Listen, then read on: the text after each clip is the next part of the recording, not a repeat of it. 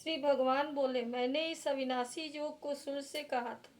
सूर्य ने अपने पुत्र वैवस्वत मनु से कहा और मनु ने अपने पुत्र राजा इक्ष्वाकु से कहा। हे परम तप अर्जुन, इस प्रकार परंपरा से प्राप्त इस योग को राजर्षियों ने जाना, किंतु उसके बाद वह योग बहुत काल से इस पृथ्वी लोक में लुप्त प्राय हो गया।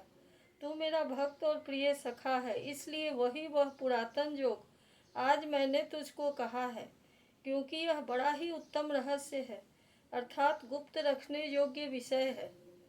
अर्जुन बोले, आपका जन्म तो अवार्चीन अभी हाल का है और सूर्य का जन्म बहुत पुराना है, अर्थात कल्प के आदि में हो चुका था।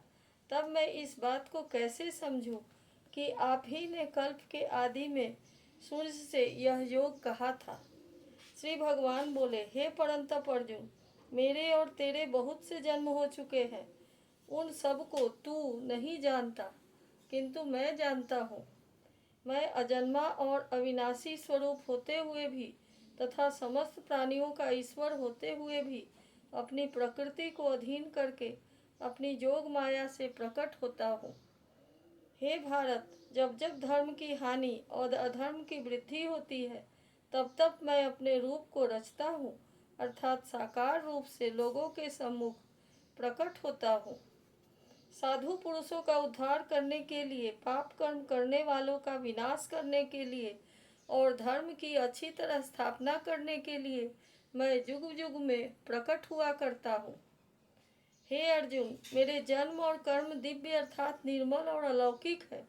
इस प्रकार जो मनुष्य तत्व से जान लेता है, वह शरीर को त्याग कर फिर जन्म को प्राप्त नहीं होता, किंतु मुझे ही प्राप्त होता है।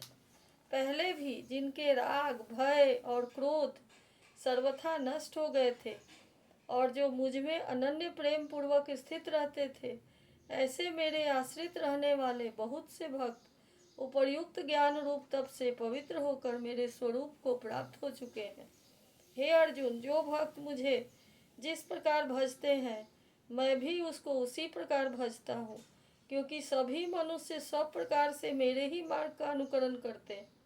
इस मनुष्य लोक में कर्मों के फल को चाहने वाले लोग देवताओं का पूजन किया करते हैं, क्योंकि उनको कर्मों से उत्पन्न होने वाली सिद्धि शीघ्र मिल जाती है। ब्राह्मण, क्षत्रिय, वैश्य और शूद्र, इन चार वर्णों का समूह गुण और कर्मों के विभाग पूर्वक मेरे द्वारा ही रचा गया है। इस प्रकार उस सृष्टि रचनादि कर्म का कर्ता होने पर भी मुझ अविनाशी परमेश्वर को तू वास्तव में अकर्ता ही जान। कर्मों के फल में मेरी स्पृहा नहीं है, इसलिए मुझे कर्म लिप्त नहीं करते। इस प्रकार जो मुझे तत्व से जान लेता है, वह भी कर्मों से नहीं बनता। पूर्व काल में मुमुक्षुओं ने भी इस प्रकार जानकार ही कर्म किए हैं, इसलिए तू भी पूर्वजों द्वारा सदा से किए जाने वाले कर्मों को ही कर। कर्म क्या है और अकर्म क्या है, इस प्रकार इस निर्णय करने में भगवान बुद्धिमान पुरुष मोहित हो जाते हैं। इसलिए वह कर्म तत्व मैं तुझे भली भांति समझाकर कहूँगा, जिसे जानकर तू अशुभ से अर्थात कर्म बंधन से मुक्त हो जाएगा। कर्म का स्वरूप भी जानना चाहिए और अकर्म का स्वरूप भी जानना चाहिए तथा विकर्म का स्वरूप भी जानना चाहिए, क्योंकि कर्म की गति गहन है। जो मनुष्य कर्म में अकर्म देखता है और अकर्म में कर्म देखता है, वह मनुष्यों में बुद्धिमान है और वह जोगी समस्त कर्मों को करने वाला है।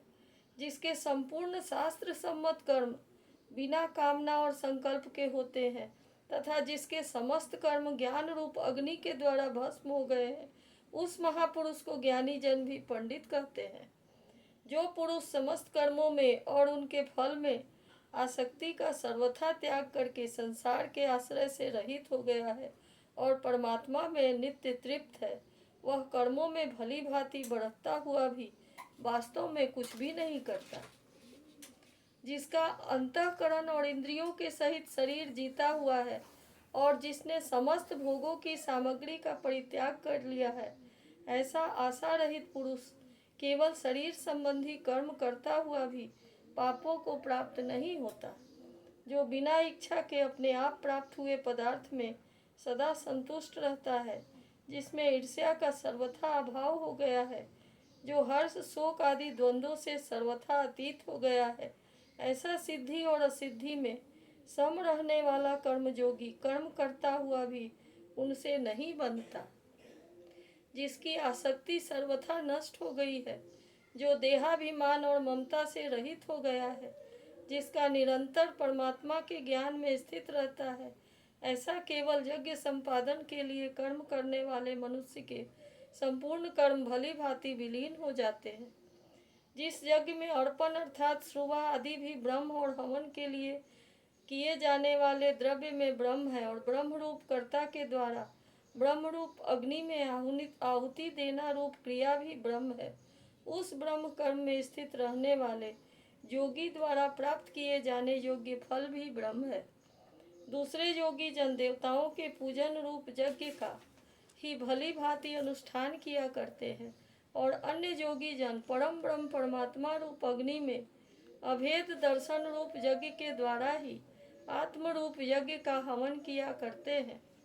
अन्य योगी जन स्रोत आदि समस्त इंद्रियों को संयम रूप अग्नियों में हवन किया करते हैं और दूसरे योगी लोग शब्दादि समस्त विषयों को इंद्रिय रूप अग्नियों में हवन किया करते हैं।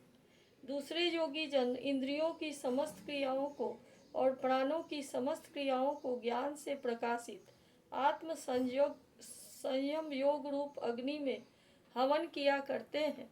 कई पुरुष द्रव्य संबंधी यज्ञ करने वाले हैं, कितने ही तपस्या रूप यज्ञ करने वाले हैं तथा दूसरे कितने ही योग रूप यज्ञ करने वाले हैं और कितने ही अहिंसादि तीक्ष्ण व्रतों से युक्त यत्नशील पुरुष स्वाध्याय रूप ज्ञान यज्ञ करने वाले हैं।